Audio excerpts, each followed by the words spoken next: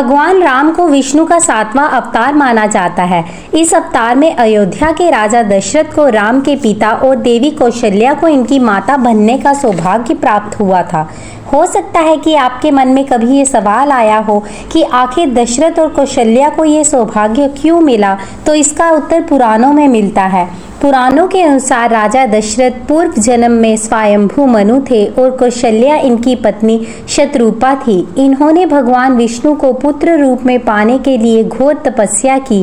इनकी तपस्या से प्रसन्न होकर भगवान विष्णु प्रकट हुए और इनसे वर मांगने के लिए कहा। स्वयंभू मनु और शतरूपा ने भगवान से कहा कि आप हमारे पुत्र बने, हमें यही वरदान चाहिए। भगवान विष्णु ने कहा कि त्रेता युग में मेरा 7वां अवतार राम के रूप में होगा। उस अवतार में आप दोनों अयोध्या के महाराजा और महारानी बनेंगे। चैत्र मास की 9वीं तिथि के दिन जब कौशल्या अपने कक्ष में बैठ भगवान विष्णु का ध्यान कर रही थी, तब भगवान विष्णु चतुर्भुज रूप में उनके सामने प्रकट हुए। सदा की भांति मंद मंद मुस्कुराते हुए भगवान विष्णु ने कौशल्या से कहा, आप और आपके पति ने पिछले जन्म में तपस्या की थी।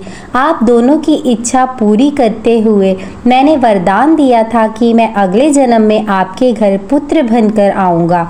अपना वचन निभाते हुए मैं आ गया हूँ। कौशल्या ने भगवान से कहा, मैंने तो सुना था कि भगवान हमेशा सत्य बोलते हैं, लेकिन आज जाना कि भगवान झूठ भी बोलते हैं। भगवान ने आश्चर्य जताया, मैंने आपसे क्या झूठ बोला?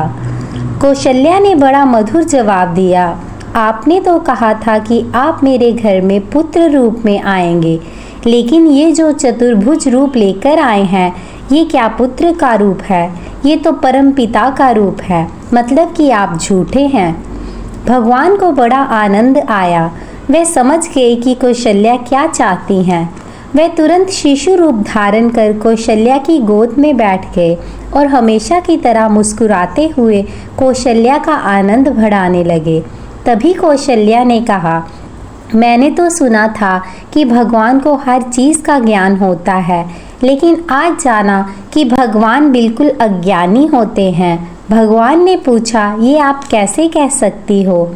माता कौशल्या बोली, आप इस समय मुस्कुरा रहे हैं, इसी से पता चलता है कि आपको इतना भी ज्ञान नहीं कि बच्चा जब जन्म लेता है तो हंसता नहीं बल्कि रोता है। भगवान ने जान लिया कि माता क्या चाहती हैं, तो वह तुरंत रो पड़े। अगर आप भगवान राम के सच्चे भक्त हैं तो कमेंट में जय श्री राम ज़रूर लिखें। और आपको ये कहानी कैसी लगी हमें कमेंट करके ज़रूर बताएं।